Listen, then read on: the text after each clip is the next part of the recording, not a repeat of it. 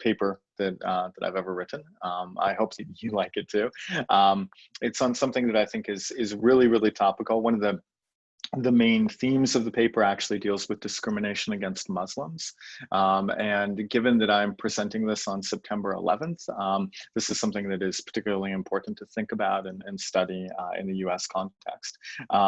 So the title of the paper is, Does Religious Bias Shape Access to Public Services?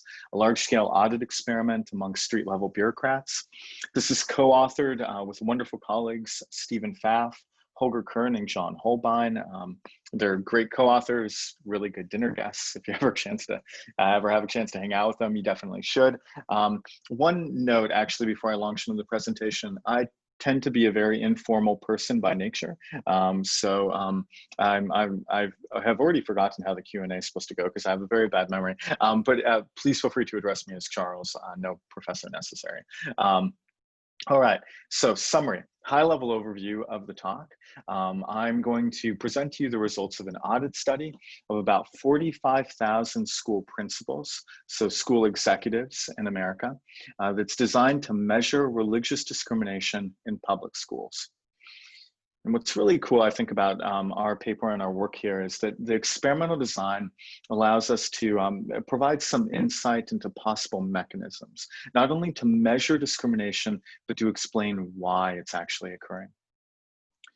Our headline result is that we observe substantively meaningful, really large discrimination against atheists and Muslims, and also against Christians of certain belief levels, really religious Christians.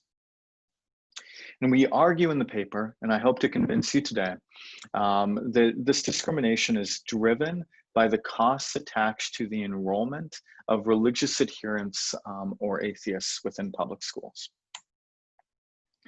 So that's the talk in brief. The overview is I'm going to begin with the motivation, so why we actually wanted to study this.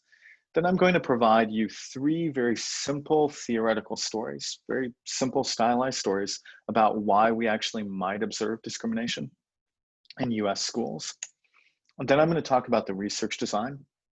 In the research design, we use something called an audit study. I'm going to talk about this a lot more throughout the presentation, but it's an experimental method that I have particular expertise in, and I'd welcome any questions about it. It's something you might be able to do in some research eventually that you could conduct in India or elsewhere.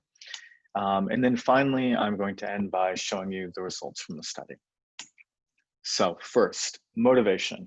Why did we do this project?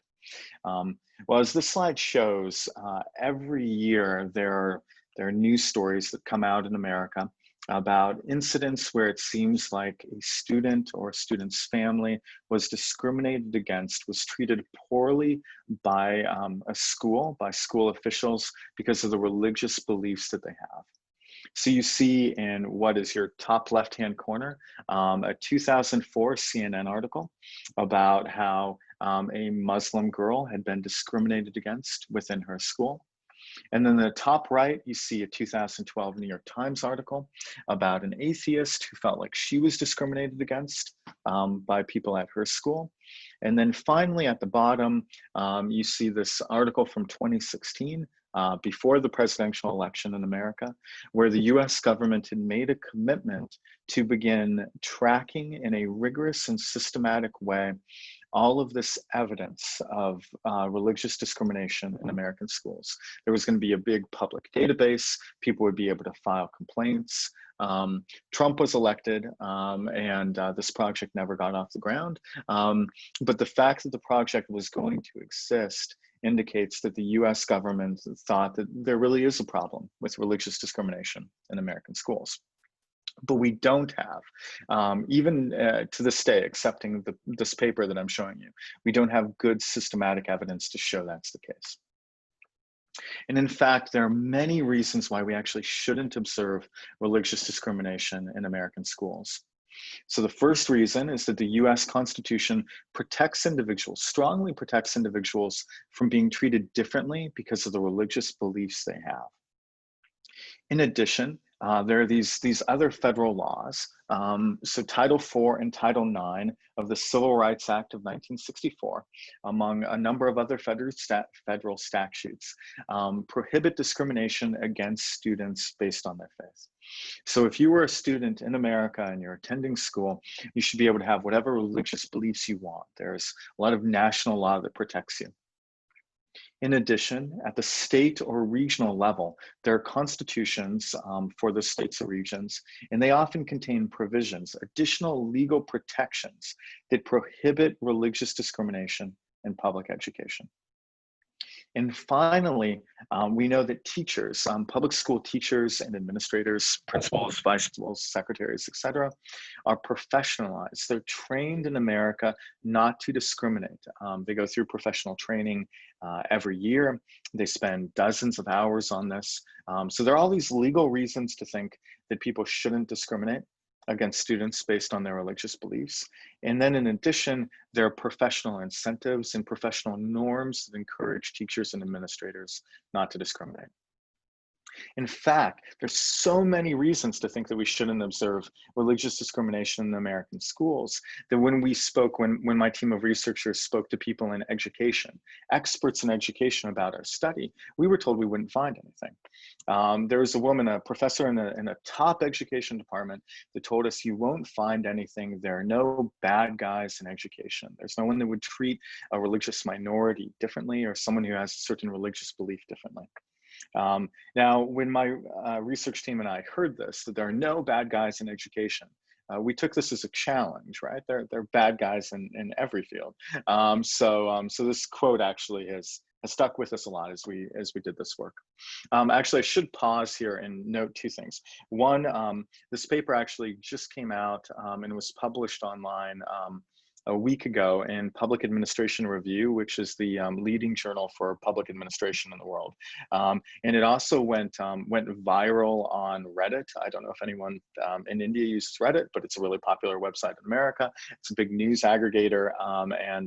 So we received a lot of media attention in the last week about it. So it's a fun time for me to present this work to you. As a punchline, as kind of like something just to preview the results, we find that there are many bad guys in education, right? So this professor was wrong. So our question here is there religious discrimination in American schools, right? We wanted to conduct the first ever systematic study of this. And then we also wanted to go beyond just measuring discrimination. And we wanted to find out what drives any discriminatory biases. Why are if people with religious beliefs are treated differently, why are they treated differently, right? What's going on there? And we think that these are really, really big questions that have huge consequences for millions of students across the US, but also just more generally for how we think about integration with minority groups in the country. That's a really pressing issue, policy-wise and for academic research.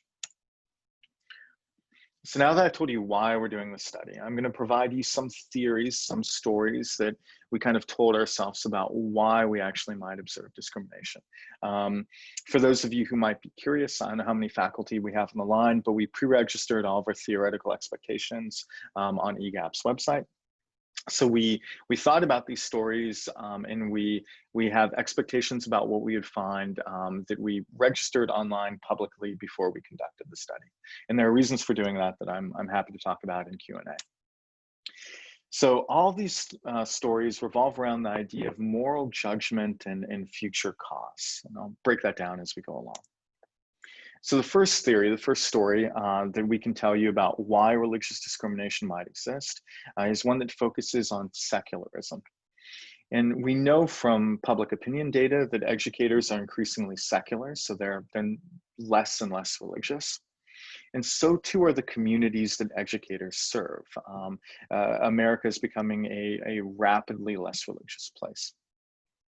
So educators and administrators might want to avoid the controversial and maybe even uncomfortable subject of religion. They might just want to avoid people who identify as being religious because this takes them out of their comfort zone.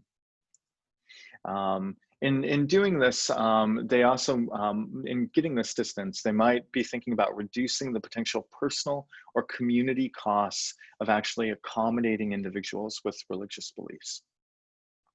So this theory leads us to a very straightforward hypothesis, and that's that parents who reveal a religious affiliation when requesting a meeting with public school principals will experience more discrimination from principals than parents who are silent about their beliefs. So if a family is trying to get something done, if they're trying to have a meeting with a public school principal, individuals that signal that they believe in some religion should be less likely to get cooperation, right? Should be more discriminated against. And we think, in line with this argument that we want to make about educators and administrators anticipating future costs, that this discrimination will increase if families inquire about the compatibility of the school with their beliefs, or if they request any religious accommodation. All right, so that's one theory, easy hypothesis. The second theory or story that we have here focuses on the idea of Judeo-Christian nationalism. So Judeo-Christian values have long been symbols of American moral community. They're part of the normative values of the nation. And they're often used to mark out members of the polity from non-members. So people that have these values, they're part of the political community. Traditionally, people that don't hold those values are outsiders, right?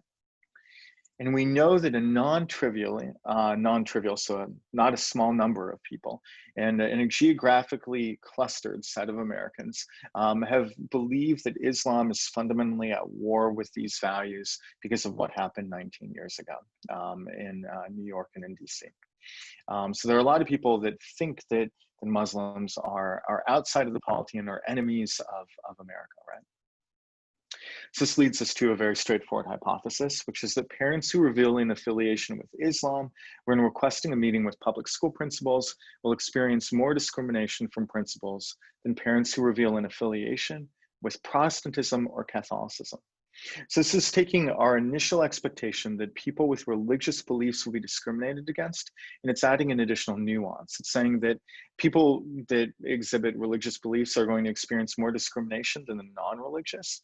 But among those who signal religious beliefs, people who believe in Islam are going to be treated worse than those who believe in Protestantism or Catholicism. And again, we have this additional conditional extension of our hypothesis, which is that this religious discrimination will increase if families inquire about the compatibility of the school with their beliefs, or if they request religious accommodation, because this is a strong signal that it might be difficult, costly for schools to deal with them. And then the third simple story I'm going to tell you about why we might observe discrimination has to do with the idea of civil religion. So many religious people, especially in America, see shared faith as a defining attribute of their social and political communities. And in openly dismissing religion, atheists are viewed by many people as also rejecting fundamentally the foundations of the social and political communities and the broader civic good. So we think that educators might worry that atheists would be immoral, right? They would lack moral values, that they'd be ideologically strident, so they'd be very passionate about their beliefs, and likely to opt out of civil rituals that are really important in school settings, such as the Pledge of Allegiance. So this leads to our third and final hypothesis, which is that parents who reveal their atheist beliefs when requesting a meeting with public school principals will experience more discrimination from principals than parents who reveal an affiliation with any religion. And in keeping in line with the other hypothesis, we think this discrimination will increase if families inquire about the compatibility of the school with their beliefs or request some accommodation for their beliefs. Now, what we think is really nice about this study, I've done a lot of work on discrimination. Some of my other co-authors have too. And there's been a lot of work done in political science, economics, and sociology on it. But normally studies look at discrimination against one group. We're looking at discrimination against multiple groups.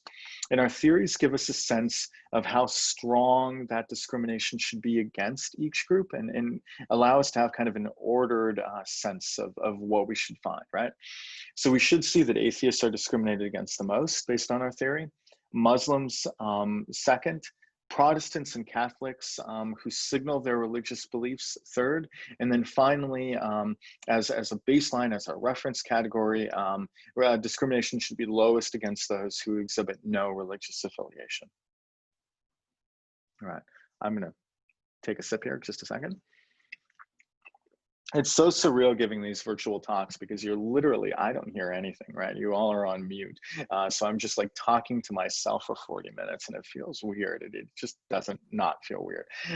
Anyway, I digress. So the design, this is my favorite part of the study. I'd love to hear ideas that you guys have about it.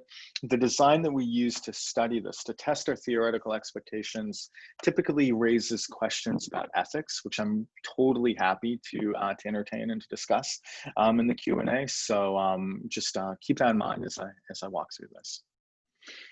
So the design in many ways is really simple. It's so simple that like I can talk to my parents and tell them about this kind of research. So we posed as the parent of a potential student. We pretended to be a parent moving into a school district. And we emailed public school principals with an appointment request, with a request to meet. This is really common. Public school principals in America receive requests like this all the time. So it's a very common thing to do. I should note that this study received Irb approval both at Penn State and at the University of Michigan. And again, we pre-registered our design choices and all of our theoretical expectations. So what we did in these emails we sent out requesting a meeting is we randomized the parent's gender, the student's gender, the family's religion, and the level of family religiosity. Now, I'm not really interested here in talking about, we're not theoretically interested in talking about the effects of parent or student gender, so I'm going to skip over that. And I'm going to talk to you about how we studied religious discrimination by varying family religion and level of religiosity. All right, so here's the email that we sent out to this large sample of 45,000 plus school principals. The subject line was appointment request. And the email, very simple. Dear principal, my family and I will be moving into the area sometime this summer. Right now, we're deciding where exactly to move and are looking at schools for a son or daughter, and we randomize that. All the elements that are in bold and brackets are randomized. And then we'd have a name for the son or the daughter. Jonah or Sarah, if I remember right. And then before we pick a place to live, we'd like to meet with you or a member of your staff and chat a bit about your school. Would that be possible? And then we randomize whether we include this intensity of religious belief cue. And I'll show you what those are in a minute. And then we close sincerely with the parent's name, either Isaac or Rebecca. And we end with a religious quote. And the religious quote is the primary way in which we signal the religious identity of the family. So this email, it's short, it's simple. We checked it, we pre-tested in a number of ways to make sure that it seemed friendly and nice and that people might reply. And we had former principals read it and let us know if they thought that this was like something that they would actually see as a principal. And everyone in our focus group said that this is a common email to receive. So as I said, we randomized the name, the gender of the parent. So they were either Isaac or Rebecca. That's how we indicated their gender. We also randomized the gender of the student, and we did this by indicating whether the student's name was Jonah or Sarah. Now, Isaac, Rebecca, Jonah, or Sarah are names that we used because they're common across all of the faiths that we're actually manipulating. So they're all Old Testament names from the Bible, and the Old Testament is part of the religious tradition of all the religions that we're studying here. Now, the tricky thing to figure out is how you can actually manipulate religious identity. How do you signal to principals when they're reading this email that families have certain religious beliefs? And our first thought, which we didn't do because it's really problematic, is that we would take a section of each text, right? So a section from the Protestant Bible, from the Catholic Bible, from the Quran, and we'd have that be a little quote at the end. But that's problematic because you're not just changing the religion that the family is identifying with, but it's hard to find quotes that are the same across all those different religious texts. And then we need something still to signal atheism. So we weren't sure what to do. We spent a lot of time on this, and we decided that we were going to create a made up fake quote, and we were just going to attribute it to different religions. So our quote is blank teaches that life is precious and beautiful. We should live our lives to the fullest to the end of our days. This is a nice happy quote. It's something that makes people feel good. And to signify that this quote would come from a Catholic, for example, we just write Catholicism in the beginning and then Pope Benedict. To indicate that this quote's coming from a Protestant, we say Christianity and Reverend Billy Graham, but we keep the rest of the quote the same. For our Muslim condition, we have Islam and the Prophet Muhammad. And finally, for atheism, we have atheism and Richard Dawkins. So that's how we indicate religion. This is a quote at the bottom of the email below the name. Many people might not even see it. So any findings that we have from this religious cue are probably kind of a lower bound of the real size of discrimination in the world. And then finally, there's this reference condition we have, a control group of emails that were sent out with no religious quotes whatsoever. Now, keeping in mind our hypotheses, we actually have these conditional expectations where we want to manipulate the intensity of religious beliefs, and we have ideas that families that have more intense religious beliefs will be discriminated against even more, right? So we need to figure out a way of doing that, and we settled on this. So we have three different conditions of religious belief. One is identification, where we send out these emails and it just has the religious quote at the bottom of the email. The parents don't say anything else. Another one is a compatibility condition. For this, we include in the email an additional phrase. One of the reasons we'd like to meet with you is we are raising name of child, so Jonah or Sarah, to be a good X, where X denotes a good Catholic, a good Christian, a good Muslim, or a good atheist humanist, depending on the religious quote included in the email. And we want to make sure this would be possible at your school. And then finally, we have a third level for this factor, an accommodation level, and that includes the phrase, one of the reasons we'd like to meet with you is we are raising Jonah or Sarah to be a good X and want to protect him or her from anything that runs counter to our beliefs. And we want to make sure this would be possible at your school. So again, just as a reminder, those religious intensity primes are at the bottom of that email, right before sincerely and the parent name. All right, so that's the experimental stimulus that we sent out. Our samples comprised of 45,710 public school principals throughout the United States. These public school principals are predominantly white, well-educated, most have masters, if not PhDs. They make six-figure incomes. They have very safe and secure lives. So we're not doing this experiment with a vulnerable population, which is something to keep in mind when evaluating the ethical risks of what we've done. Now, our sample of principals is approximately 54% of all the principals in America. So we have a very, very large sample here. And to give you a sense of what that sample looks like, the sample is plotted here on this map. Every dot that you see is actually a school that is in our sample. So our sample covers 33 states, so most of the US, most of the big important states, California, New York, Michigan, etc. Now, there are some states that aren't in our sample, and that's because they weren't able to provide us with a list of school principals in some electronic format. So when we were trying to put together our sample, I contacted every Department of Education at the state, at the regional level in the US 3 times, and I asked them for an electronic school directory. Some of them sent us school directories on floppy disks or like on really like old, like, you know, like books that were like 10 years old and stuff. So, so we ignore those states. But in some additional work that we do that's in the paper but not presented here, we use some pretty cool statistical techniques to show that the sample of schools that we have is almost identical to the actual population of schools throughout the US. So our findings are broadly representative. Now, on a technical issue for experimentalists in the crowd, we blocked on a large number of pretreatment covariates to try to increase efficiency and reduce our standard error size. And those include state dummies and then a bunch of indicators, variables at the school and at the county level. Skip over that. Now, our outcome measure is really, really easy here. All that we care about is, do principals reply to our request for an appointment, right? Do they send a positive reply? Do they say, yes, we will meet with you? And we simply code this as, you know, binary variable, yes or no, 0 or 1. I didn't think about this. I was a grad student when we did this study. So we sent out emails to 7,500 principals. It's a lot of principals. 19,696 of them replied. And in order to do our study, we had to take every email that we replied and we had to actually code it as whether or not people replied or not. We had to go back to our data set and we had this column and we had to write a 0 or 1.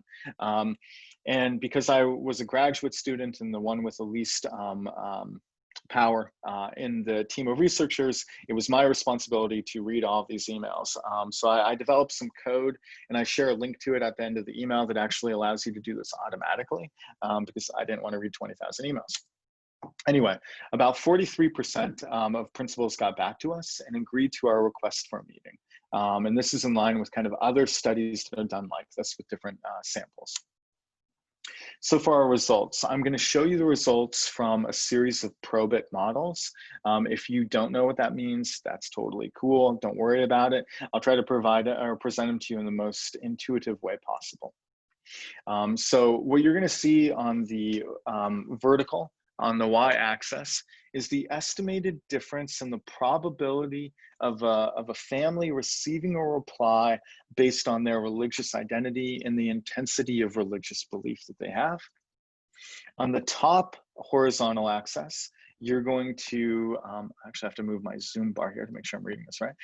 You're going to see the estimates for a male parent, a male child, and then a bunch of estimates for the different religions based on the intensity of their beliefs. So low here is that simple identity prime, where we don't have any additional text beyond the religious quote.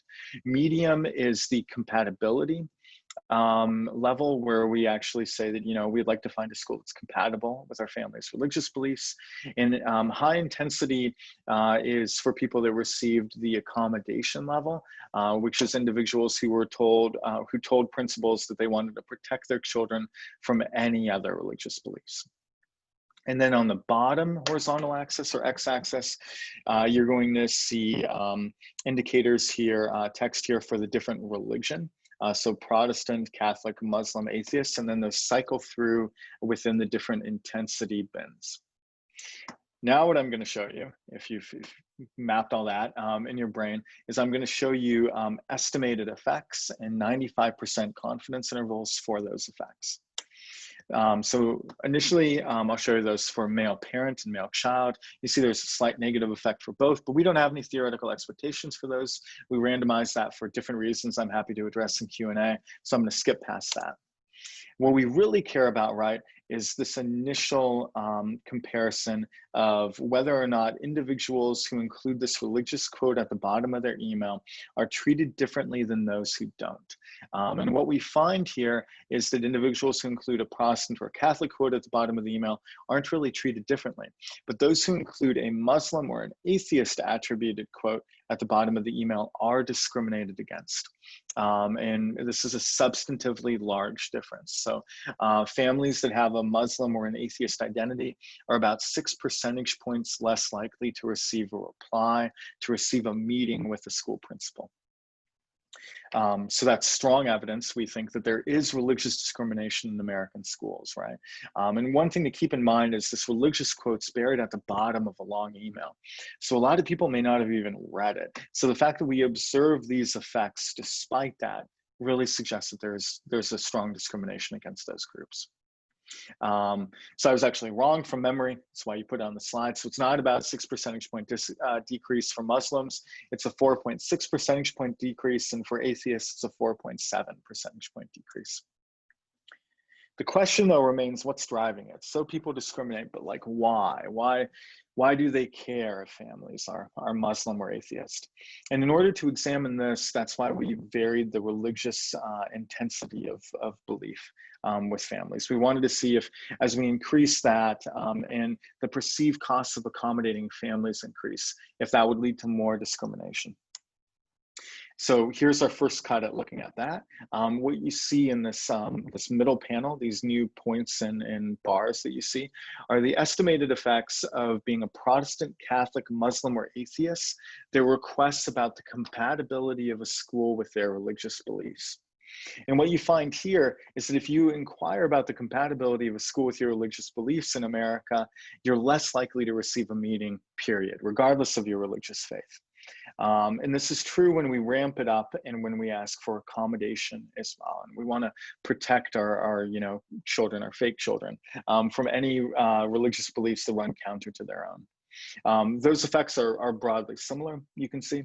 And what I really want to focus on here is the really large discrimination that Muslim and atheists receive.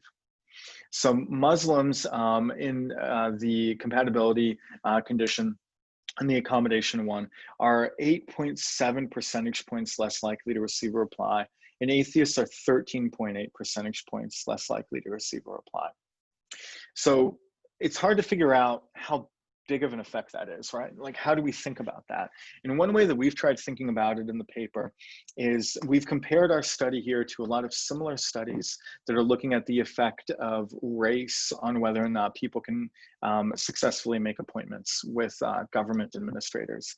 And we find that our effects here against Muslims and atheists are much higher, much larger than the effects of being Black on whether or not you can have a meeting with elected or unelected officials. So we think that these effects are really, really big.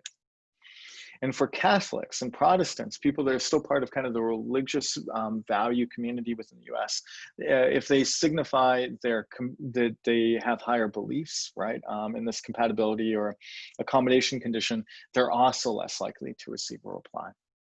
So in sum, what we find is evidence that's partially consistent with our first hypothesis, that people who identify with any religion are less likely to receive a reply. And we find that in the higher religious intensity belief conditions with Protestants and Catholics.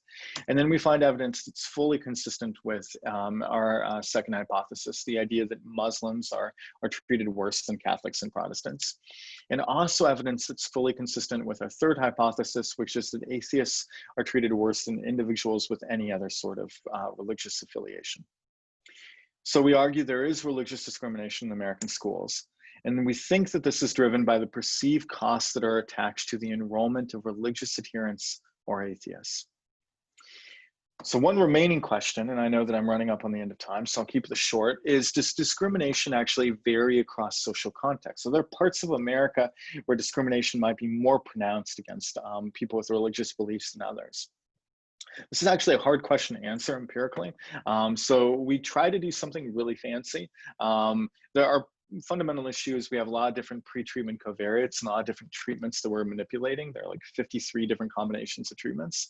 So we collapse the medium and the high intensity levels of religious belief in the Catholic and Protestant treatments. And then we non-parametrically model treatment effect heterogeneity. And I'm going to show you the estimates from a BART model, so Bayesian additive regression tree model with 95% credible intervals. And I'm going to show you the estimates for when a given covariate that I'm showing you is set to either the 5th or the 95th percentile sample quantiles. Now, that was a lot of statistical gobbledygook in many ways. What I want you to keep in mind when viewing this plot, there are a lot of points and a lot of bars out there, is that if we find that discrimination is higher in one of these many different contexts we're looking at, the plotted point in the bar should be pink, okay? And all you see is white plotted points and bars. So discrimination doesn't vary across these contexts for those groups or across these contexts for those groups. It seems to be that there's a universal calculus, maybe even a strategic calculus of religious discrimination in America. So to sum up, there's religious discrimination in American public schools. It's substantively meaningful. These effects are huge by any social science standard. And we argue that this discrimination appears to be driven by the costs attached to the enrollment of religious adherents or atheists. And we find that discrimination is actually shockingly, frustratingly, horribly common across contexts. So in some minority religious groups and atheists face important barriers to equal representation in the public arena, to equal representation in government. And we think much, much more work needs to be done.